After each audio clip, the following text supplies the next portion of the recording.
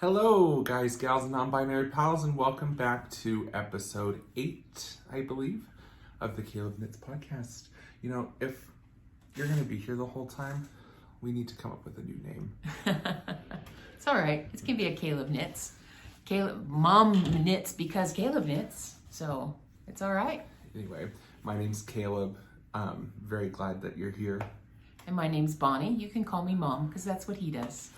You can find me on Instagram and Twitter as Caleb9513 and Ravelry as CalebJeffrey13.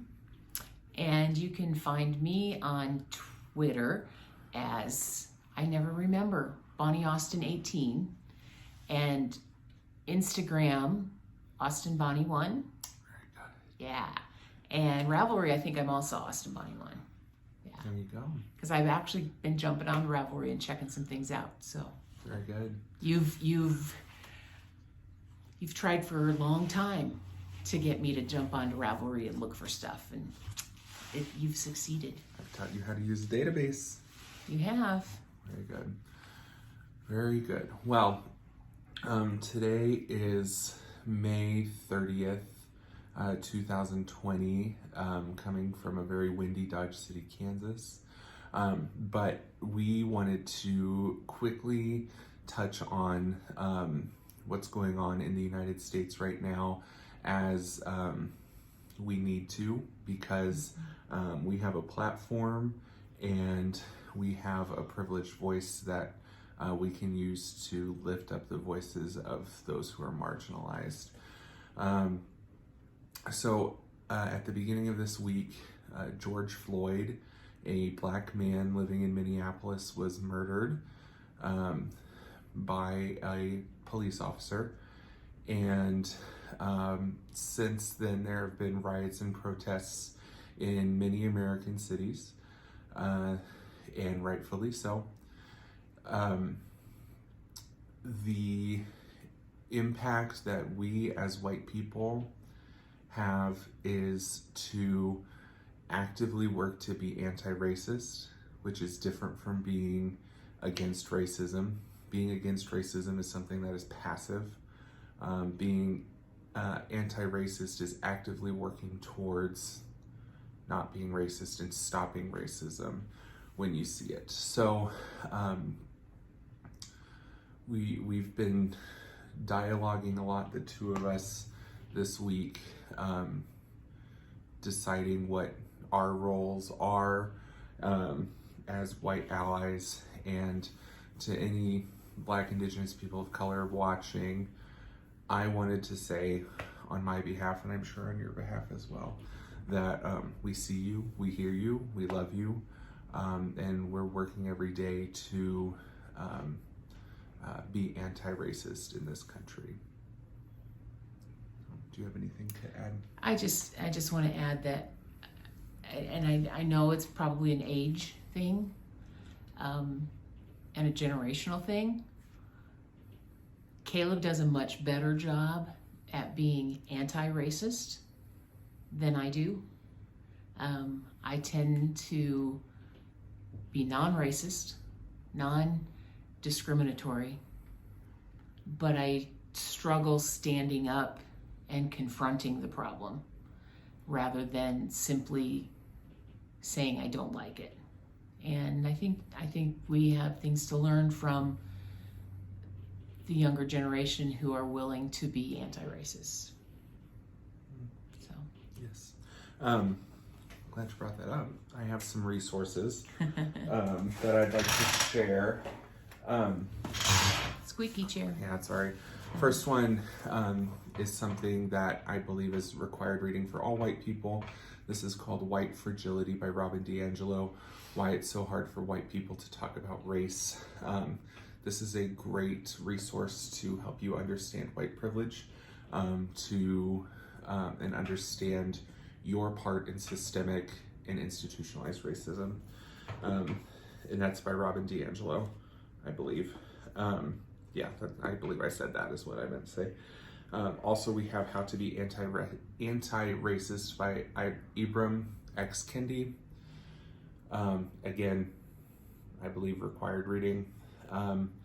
over on my shelf, I also have White Supremacy in Me by Layla F. Saad, which is kind of like a survey of your own personal implicit bias or outright bias, how you play into white supremacist structures as a white person, and how you can act towards dismantling those systems. So, but we wanted to start our podcast off with that statement, with those resources. It is not the job of Black, Indigenous people of color to educate white people. White people, we need to step up and do our own learning. So, a friend of mine on Facebook had posted this statement, which really rung true with me, and that is, as white people, we've created the problem, and it's our job to fix it. Mm-hmm. Yeah, and part of that starts by saying, as a white person, I am racist because I get to exist in a privileged system, and so that's part of being anti-racist. Racist is acknowledging your own racism and how you play into it and what you do to actively combat it and confront it. So we just wanted to say we see you, we love you, we hear you, and we're working. So, all right.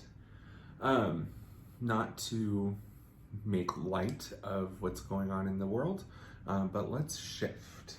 Let's. So, first thing we have on our docket is finished objects. Finished objects. All right. Do I get to start? I don't have very many. Well, I have none, so. Last time we met, I was working on my socks. I had one completed and the other one was on the needles. Well, look, I have a pair. Do you want sock blockers for those? No, that's okay. Okay. Because I got them out of my drawer, so I've been wearing them. Anyway, Caleb helped me out with the yarn. I don't remember. Starts with the D. Desert something. V. Desert Vista. Designs? Dyeworks. Desert Vista Dyeworks. And Caleb's going to have to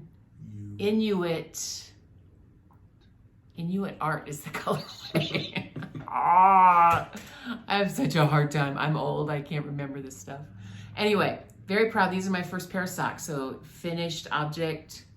Ta-da! I'm very proud of you for conquering a sock. I feel like once you can knit a sock, you know everything you need to know about knitting, and knitting garments specifically. That's just my own personal feeling. The pattern you used was vanilla latte. Right? Mm-hmm. Until you said, fuck it. I'm tired of these ridges. I'm going to stockinette on my foot. So, yeah. That is something I do as well. I know it. It's just, I tend to knit at night while I'm watching television, and sometimes I forget to pay attention. So, point. Case in point. Shh. I know. There's two of those. That's my second sock, and I mean, I was like 4 rows past it when I realized I had done it. So, hey, you were knitting a heel flap confidently. Yeah. So I just said, these are for me. It's okay. So anyway, so that's my finished object. You don't have any others? I thought you had one more. Well, that was still kind of in progress. Oh, that's true. Okay. So, I don't have any finished objects. Well, the reason you don't have any finished objects is because you're working on huge projects. Yeah, true. And plus, you aren't really good at finishing things sometimes.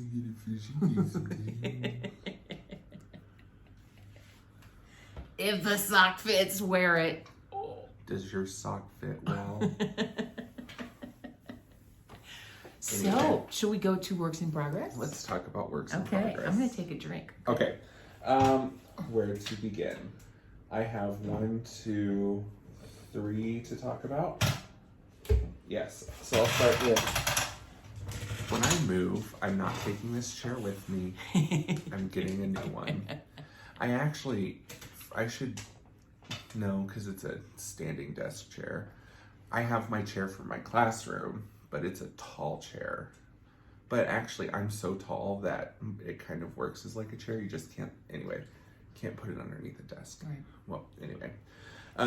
So, if you remember from last week, and we'll talk more about this at the end, but my grandmother had a brain event a few weeks ago now, and has been moved into a nursing home from her assisted living apartment. And Mom had mentioned that she wanted to knit a pair of slippers for Grandma. And I said, you know what, I can do it faster than you. But you can. And so let me do it. And so that's what this is. And I'm realizing now I don't have the pattern, but I saw it on your iPad. Yes. Do you know the name of this pattern? Let me find it. You talk about it and I will find it. Lola is standing here, by the way, so if the camera wobbles, that's why. Oh, there we go. See? Whoa. Hey, can you go lay down, please? Or sit at my feet, that's cool too. So this is a slipper. I know it's by Drops Designs. Drops Design. Himalaya. The Himalaya Slipper by Drops Designs. This is something that is knit flat. And here, why don't you show the camera, show the people. Okay, so Himalaya, this is mine. I knit this out of some leftover Knit Picks bulky, that recycled wool that I knit a sweater out of a few weeks ago. And the way, it's a free pattern, right? Correct. So the way that this works is you start at the top, knitting flat. This is all knit flat and then seamed. You knit some garter, then you begin increasing down a spine on either side for a couple rows. Then you knit some more garter, fold the garter under. I chose to Kitchener the bottom together so that there's not like a seam, but now that I think about it, it wouldn't have been that big a deal. But I Kitchenered the bottom, and then you have a medium-sized slipper. It looks tiny. It is dense as shit. I mean, he was not happy when he was trying to do increases because you put it on what size needle? So this is a super bulky, almost chunky yarn. Actually, it's this yarn, which should be knit at 3 stitches per inch. I'm curious, let me go measure the gauge of this. I don't have a ruler. I have one just right on the counter. Because while he was working on it, you know, like you said, the fabric is very, very, very dense and very tight. So while he was working on it and trying to do the increases, it wasn't a child-friendly environment. No. It I mean, hurt my hands. almost had to cover the dog's ears, you know? Yeah. So I knit this at a gauge of 5 stitches per inch, which can club a fucking seal to death. I mean, I don't know if you can, like, can you hear this? Like, it's dense. So anyway, they will be warm. It will be warm. And they have a nice horizontal stretch. Yeah. Yeah. See, they've got a pretty good horizontal stretch, which will help because it looks really, really tiny. Not so much a vertical stretch here. Mm-hmm. But the way it's constructed, you can get it probably a size 8 foot in there, size 9 foot in there. You got your foot in there? Well, yeah, but it didn't look very good. And it's bigger than that. Yeah. And I knit the medium size, so the pattern has 3 size options. But it's pretty basic to figure out. The hard part is knitting here when you have all those increases, because when you're first starting, you've still got sort of a pliable fabric there at that apex, but as you knit more and more, the stiffer that fabric in the middle gets.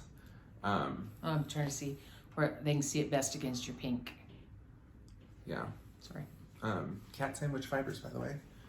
Wonderful indie dyer. So yeah. Slipper. Slipper. It took about 6 hours to knit. And that was with about a 2-hour break in the middle for lunch. And hey, do you have a second one done? I told you he's not very good at finishing things. Well, I have a good reason. I know. She has 2 feet.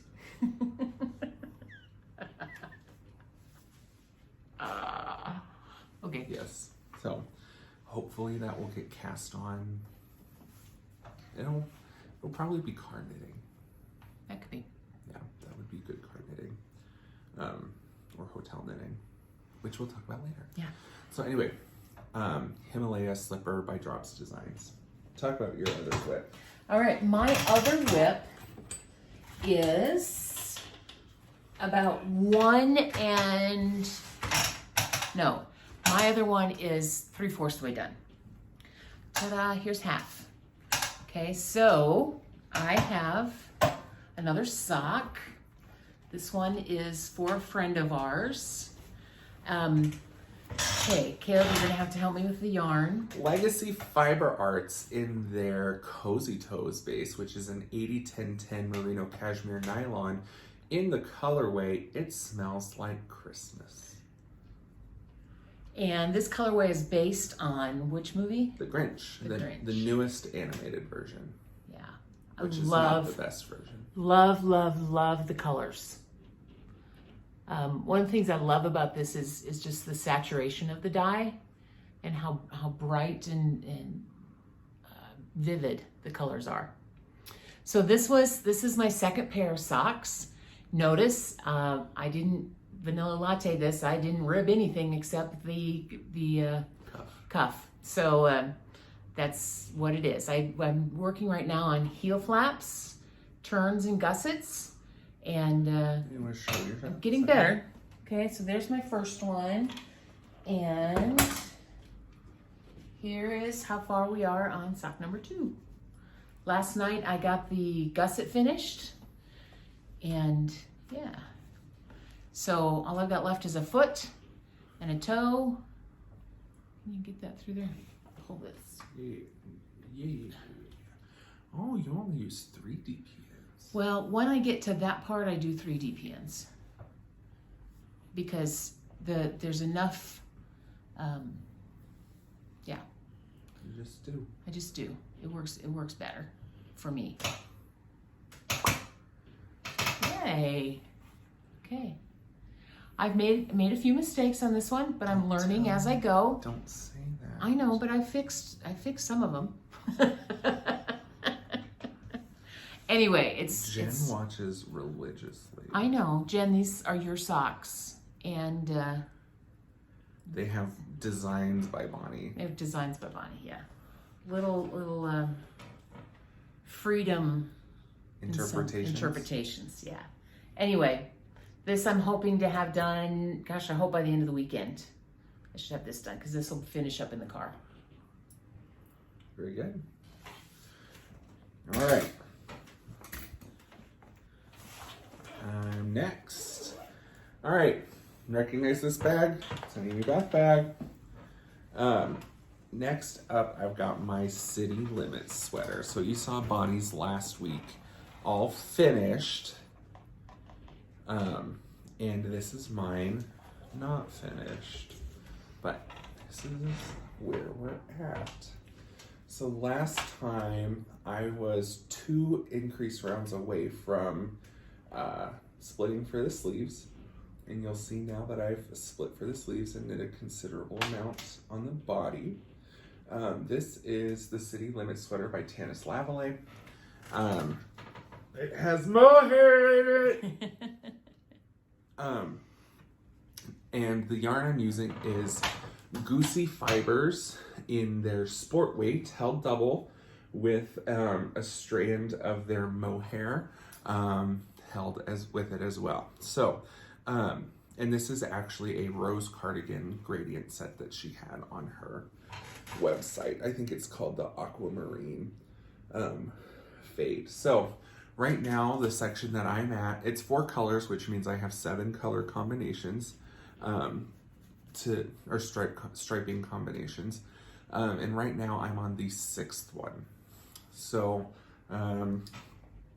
I had twice the amount of dark yarn that I did light yarn. So that means the color combinations with dark yarn, excluding the one that's a dark and a light, are twice the amount, twice the amount of rows as the light ones. Light ones were 18 rows, dark ones are 36. So let me count how many I have. 1, 2, 4, 5, 6. While you're counting, I really like the color at the end. It was fun. 20. Okay. So I've got 16 rows left of this. And then I do another 36 rows and ribbing. So I'm It'll sorry. get done. I was going to tell you my my daughter-in-law was here. My son and daughter-in-law were here last weekend, and I was showing her my knitting, and it was fun to show her the difference between the stockinette side, the knit side, and the purl side, and the difference there. This particular sweater, I like with the mohair. I really like the purl side. I think the mohair blends that. I typically like the knit side better, but not with the mohair. The mohair really blends that. Thank you for shoving that mohair in my face. Yeah, you'll get used. The mohair really blends those colors and those stitches. This is the reverse stockinette side. The thing I really like about this pattern is this simple detail down the arm. It's just it's a really simple sweater. I did put it on. I have quite a bit of ease in the titties, in the chest, excuse me.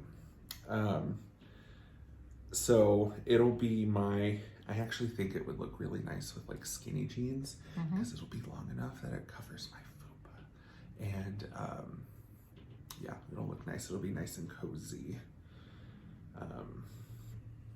Looks good. It'll be like a Saturday night at the bar in the middle of fucking winter sweater. Oh, even at the bar though, even in the middle of winter, that's gonna be too warm. Yeah, in the there's bar. gonna be a lot of people at the bars Yeah. out there. Walking to the Uber from the bar. There you go. So there's that. Do you have any more whips? I do not. I'm looking forward to starting a couple of new projects, but I will talk about those in a little bit. Okay. I want to talk about this one last, but I'm just going to give it to you to hold. Okay. To minimize my time. Cranking the chair. I was going to say at a 90-degree angle, but I'm obtuse enough in the middle that I'm not at a 90-degree angle. Okay, I'll hold this. You hold that. Let me pull up my pants again. Can I give you a little sneak peek? Ooh. Okay. Dilemma. I'm out of project bags, so I've resorted to using Amazon boxes. Anyway, so the next project that I'm working on is one that comes out every so often and then goes away and then will come out again when the mood strikes. Can you lift these? Not show them, but just like lift them so I can transfer this heap over, because of course what I'm working on is at the bottom of the fucking box. I'm sorry that I'm very sweary today. You didn't give your disclaimer at I the beginning. didn't. So if you're still here, I'm so fucking glad you are. Anyway, this is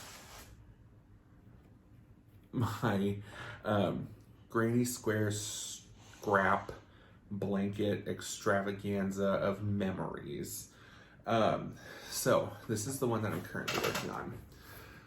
What this blanket is my shawl scraps, my sock scraps, mainly sock scraps, and me just crocheting giant ass granny squares to eventually seam them all together and have a scrappy throw for my bed or my living room. I don't follow a pattern. I just make a granny square, the best of my abilities. I am not an avid crocheter. This is about all I do, but it's fun to do. I have a lot of self-striping scraps. That's what this one here in the middle is. It was a coloring book yarns, and I just like the way that they look. So I'm just gonna run through and show you these. This is a good mindless thing. Excuse me. I said excuse me. I've been watching a lot of Avatar, The Last Airbender, and this, now I have the hiccups. I've been watching a lot of Avatar, The Last Airbender, and this has been good, mindless, meditative crochet project. I almost said knitting. So there's this, I ran out of the coloring book yarns and just started this ball, and I'll do it until it either runs out or I feel like it's enough of the color. I think I usually do 40 rounds. I don't know, I'd have to count. Some of them, my gauge is different, so it's really just I measure it against. So there's one that I'm currently working on. The first one I did was this one. And this I did when I was still in college living in Wichita.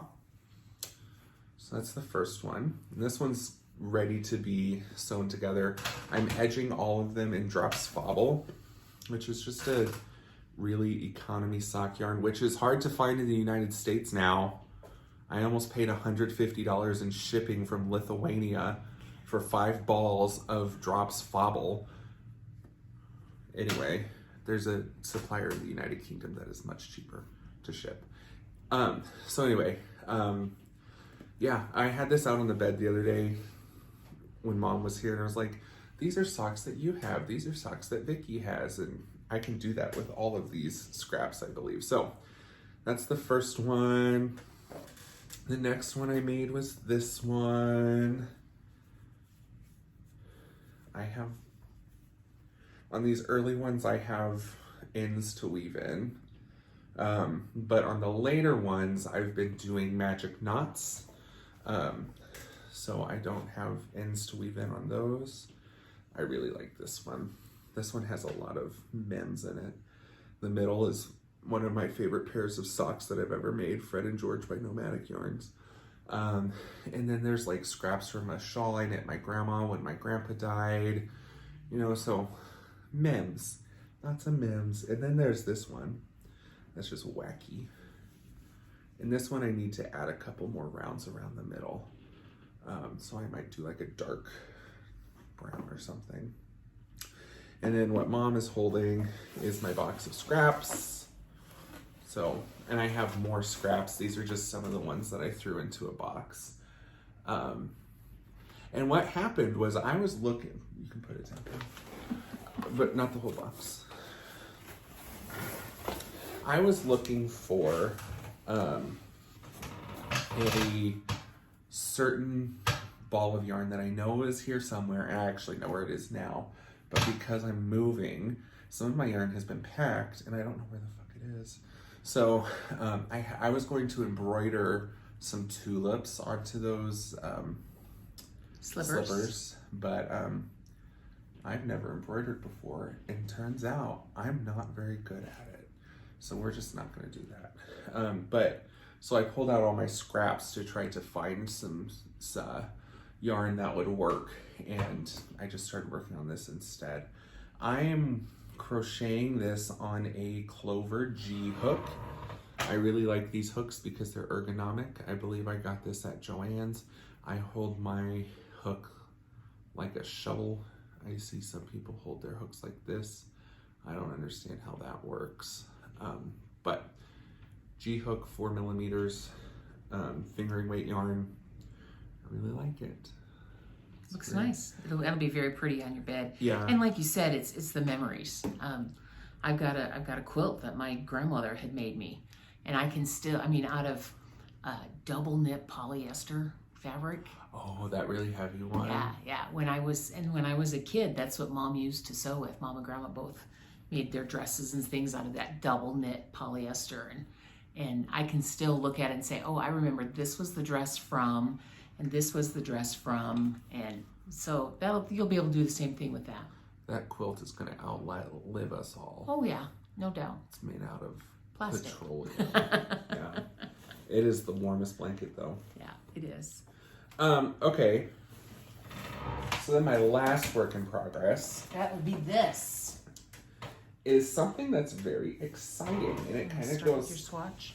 Yeah, it kind of goes along with stash enhancement. This box is very precariously sitting there, but I have the immense pleasure to be test knitting the Active Duty sweater. Please be careful. You can put a picture of it. Yeah, the Active Duty sweater by Max and Sear as a test knit. Max and Vincent are both designers that I really admire, and they're doing a really good job in men's patterns specifically of designing for large bodies. So I am always eager to test knit for them because of that.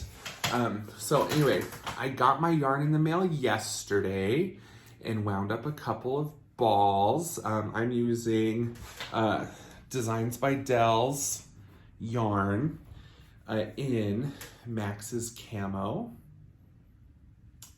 and Moira's Black Rose in his DK base, which this is what the sample that Max made is knit out of. And of course I said, I want that. If I'm gonna knit that, I want that sweater. So that's what I ordered. Very grateful to them for being able to provide the yarn at a tester's discount. And yeah, it was so much fun to get it in the mail. So I made my swatch yesterday. I have not blocked this yet, and I will, but I measured my gauge pretty close and accounted for like 25% growth. So I don't know that it'll grow that much, but I don't know that I accounted that much. Maybe it was like a 10% error. But anyway, standard deviation statistics. Usually it's 15%, but whatever. So I got bigger than what the pattern called for. Your stitches were smaller. You had more stitches in 4 inches than the pattern called for. Pattern called for I got a 24, and you got a 25. Okay. So, yeah, I'm a bit denser, but that was unblocked. It's a superwash merino yarn, and in doing color work, I know that my tension is different because I use 2 hands when I do color work, the contrasting color in this hand, so that it stands out a little bit more because the tension is not going to be as tight. So I'm kind of accounting that extra, that looseness will kind of work itself out. And if not, I end up with a sweater that's a little bit bigger. So, and that's fine with me. But anyway, I cast it on yesterday. It does not look as intimidating as I have made it, okay? But I hate ripping back color work. And so, oh no, we're very tangled here. I knew this would happen. Fuck. Okay, so I have taken great care to keep myself on track. So this is what I have so far. And we're on a bit of a small needle, but that's okay. I'm loving this knit so far. I'm immensely enjoying the yarn. The pattern, once I've got it going, has been incredibly easy to follow. Looking at the pattern, when you have charted stranded color work for sizes like extra small to 5XL, which is what I'm knitting, it's a lot of pages because each chart, I mean, you're not, the pattern isn't necessarily small repeated motifs. Right. They're like big. Random. Well, the more I get into it, I see the repeats. But, Okay. I mean, but they're big motifs. So your charts for each size take up a lot of space. So the file is like 40 some odd pages, but I'm really only using like the pattern and then my charts. So that was kind of intimidating at first. And then this morning, so last night before I went to bed, I did about 3 rows or so. And one thing about this pattern is that there are really long strands in the back, like you knit. Typically in like traditional color work, you'll find stretches that are maybe 4 stitches apart. But in this one, sometimes there's 20, or sometimes there's close to 20. What I'm doing, or started doing, is catching my floats. I don't measure it randomly, or I don't measure it evenly. I catch the floats more randomly. Like if I know that there's a long stretch, I'll say, okay, maybe I'll knit 7, and on the 8th one, I'll pick it up. And that has helped clean up the back. What was happening last night is because when you start this, you can kind of see a long float there that I haven't caught, and you can see where I've started catching them. Do you see the difference? Mm-hmm. I forgot what I was saying. So when you only have a couple of rows on the needles and you have those long floats just kind of hanging out, it looks like a jumbled fucking mess. And I got up this morning and got out of the shower at about 6 o'clock. And I just sat down and I was like, I know that if I get more of this knit, it's not going to be as intimidating, and I'm going to find a system that works for me. So, and that's what I did, and that's what's happening. That's what I'm finding too as I knit. It's the first 10 rows on whatever I cast on that I struggle with the most, because you're working with such a small piece of fabric and finding that pattern and that flow. So I can imagine. Yeah. Well, and when I sat down, I just kind of was like looking through the pattern again because I'm test knitting. So I want to, if I have questions, go and look into the pattern and see, can that question be answered by reading the pattern? And I read something that was like short row shaping in the back, and I thought, oh my fucking God, there's short rows in this too. But now that I've done it and gotten to a point where it's not so discombobulated, I'm like, okay, short rows aren't going to be a big deal. But the funny thing is when the test knit was announced, I saw the sweater. I was like, I want that sweater. But I also wanted to really concentrate on my city limits, and because that was kind of our COVID cast on everybody, and Amy's pretty close to finishing hers, if she's not done already. I don't know if she is or not. She would have sent us pictures. And she usually comments within like an hour of this posting. So Amy, let me know. My nose is full of boogers. So I texted Mom and I said, do you want to learn color work?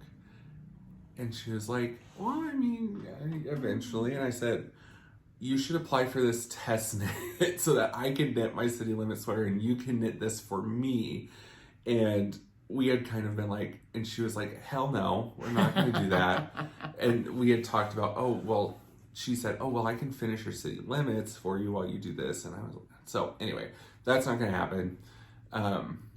You're going to get them finished. You'll get them all finished. But reading the pattern, I was like, oh my God, I'm so glad that I didn't convince my mother to do this, because while it's a very easy pattern to follow, it's maybe not the most beginner friendly, and especially not like your first color work. I really like it because it's a camouflage sweater. It's like designed to look like camouflage, but like you don't have a huge contrast in the yarns, and sometimes the way that the tonality of the green, there's this color in here. So sometimes you knit a stitch, oh, there's the mailman. you knit a stitch and it's like, okay, but was that when you come back to it, looking at your chart, you're like, okay, was that the green? So that's when I kind of have to rely on my tension and my counting. The way that the charts are, he's marked every 10 stitches, and that's what this is. I think I'm the only tester who's posted on Instagram who's looks like this, but it's what's working for me. I even kind of messed around in Adobe Reader this morning to see if I could make it even more of a grid by doing horizontal of 10. But that's a package. I just heard the mailman scan a package. So anyway, long story short, it's a great pattern. I'm on row 12 of I don't know how many in the pattern, but I'm very excited to work on this, and it's not as tedious as I initially thought. So it'll be a good work in progress for the next couple of cut podcasts for sure. Yeah. I'm participating in Stash Dash this summer, and this is going into that. I'll talk more about Stash Dash later. So very good. Yeah. Now, is that all of my works in progress? Well, you've got other works in progress, but we promise not to show them until they're done, because you've shown them several times.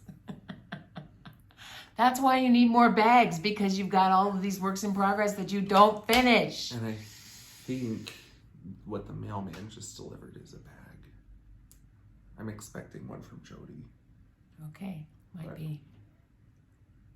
All right. I have fuzz in my mouth. Very good. Do you have another whip? I have no more whips. Let me give you that's mine. Oh, I was going to show you not the pattern, but the... Do you guys know about these? They're called Surface Pros. I am a huge Apple hoe, and I really like my iPhone, but I also really like my work computer, my former work computer. And it was an Office, or, oh my God, you see that? It was a Microsoft, thank you, HP. And I really like, I mean, this is controversial, but I like Windows 10. So anyway,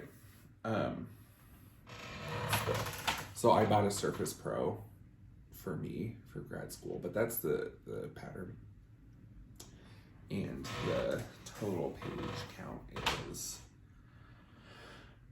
33 pages. So anyway, I didn't mean to interrupt you. Okay. Well, we thought we'd talk a little bit about some future projects.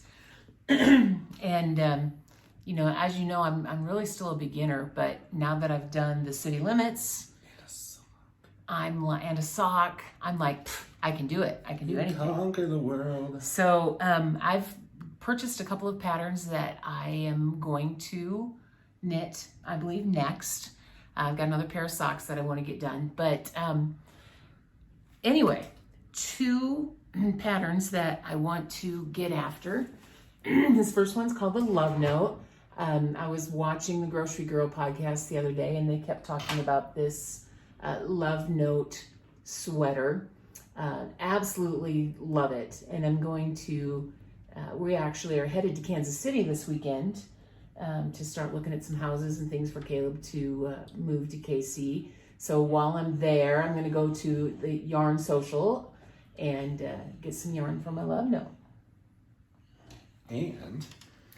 And the other sweater that Jody and Tracy were talking about on the Grocery Girls, also I'm going to, I've purchased the sweater, and this one is probably what I'll do first. This is the Rocket Tee by Tanis, and do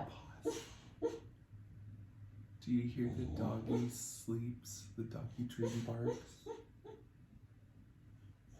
Oh, that's precious. Oh, precious. I hope you all can hear that. Anyway, so this will actually be the next sweater that I do, the Rocket Tee by Tanis. She does it in a fingering weight stripe and then a mohair held double stripe. I'm probably going to do it just as a solid using some kind of sock yarn that I look at and go, oh my gosh, I love that, and I want to do that. So that's kind of my plan. That will be on my shopping list for KC this weekend. Sorry, we have A malfunction in your project box. no, because I don't have a You should have fucking another bag. bag. Gosh, I wish you had a bag. And we're back. So I had a bit of a tantrum, and mailman was here. And look what came in the mail. Look, it's another bag. It's a bag. I ordered this in like March, or maybe it was April. No, I don't know when it was. I bet it was March. It was when she suspended her campaign for president. Okay. Which was like boring. It was the day before my birthday. I remember crying. So it was March. And this just randomly showed up at my door today. So serendipitous, I got a bag. Not the one I was expecting. So now I will have enough bags. Well, that'll be good for your scrappy. Yeah. I can Fight hard. dream big, fight hard. And it's like cute embroidery. Anyway, what were you talking about before I... Oh, Lord only knows. Okay. Well, I was just finished showing them my 2 sweater patterns. Okay. So talking a little bit about going to Kansas City this weekend. Okay, so when we go to Kansas City this weekend, we're gonna yarn shop and look at homes for myself. And part of going to Kansas City is I'm putting some care packages together for my friends. And there was also this in the mail. And you need to close your eyes. Close your eyes. And I made a care package for, that's not for you. Well, if I, okay. What? You know people that you're making care packages for are going to see this. I know. Okay. I'm not going to say who I'm making care packages for. Okay. And what I got them is not in this package. Okay. Can I open my eyes yet? Not yet. Okay. Sorry. I have to take one more thing out of this other bag.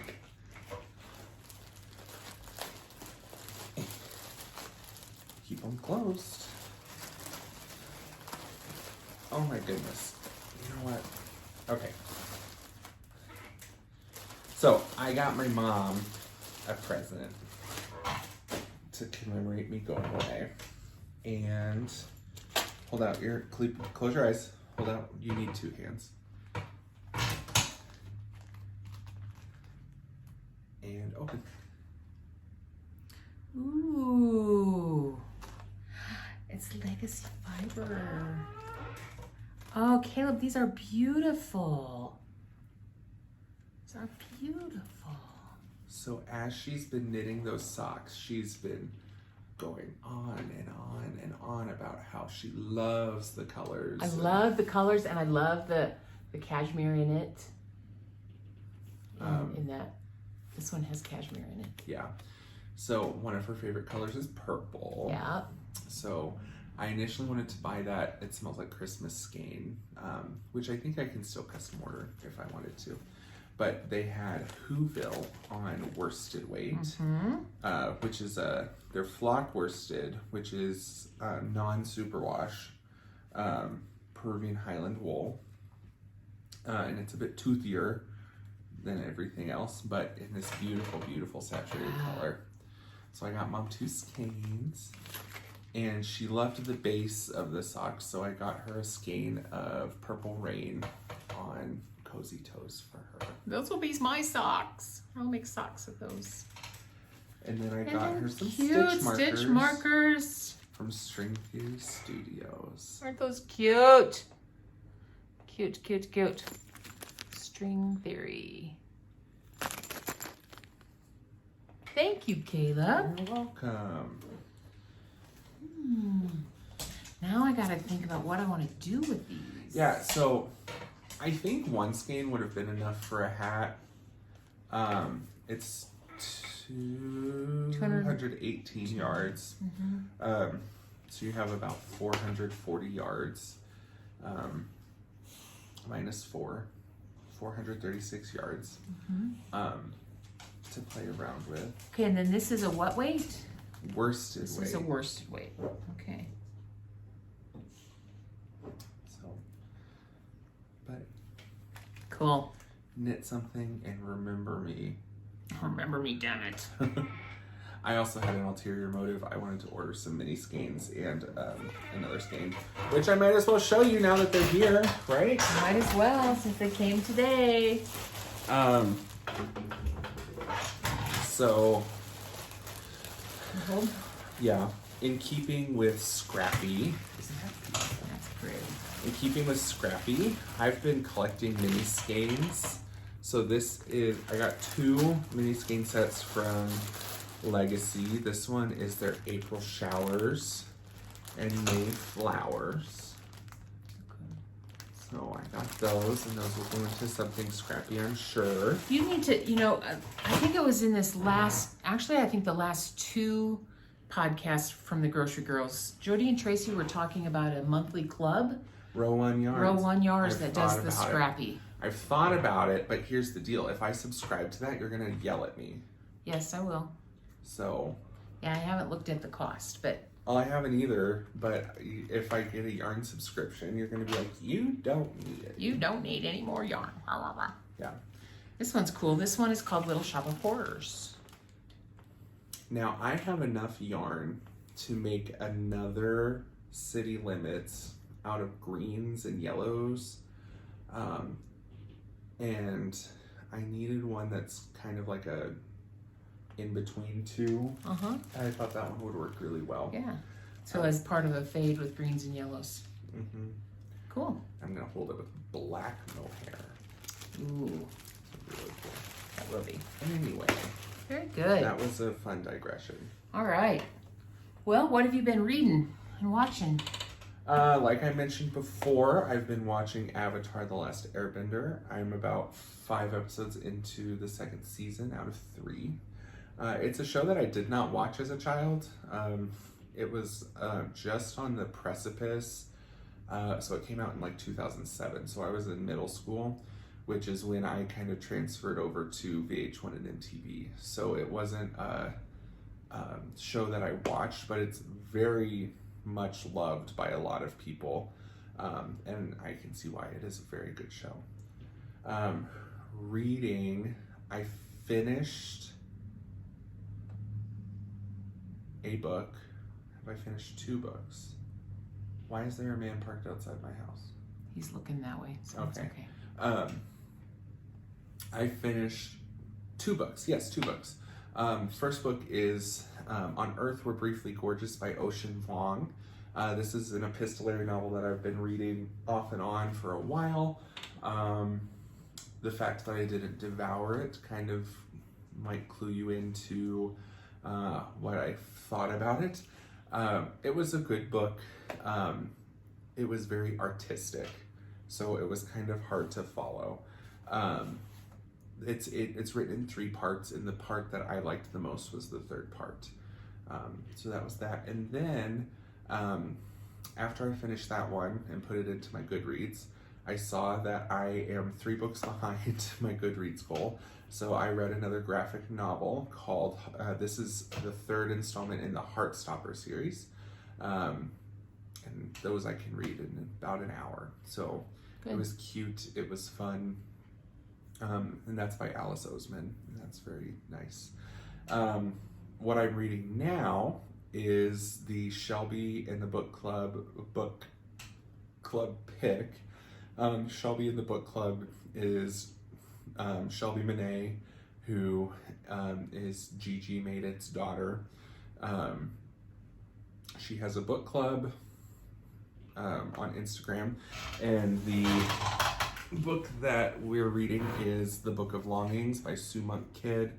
I have the dust jacket off, but it's very good. I didn't read any synopsis of the plot before I started that. Just before I started reading it. I like doing that with most books.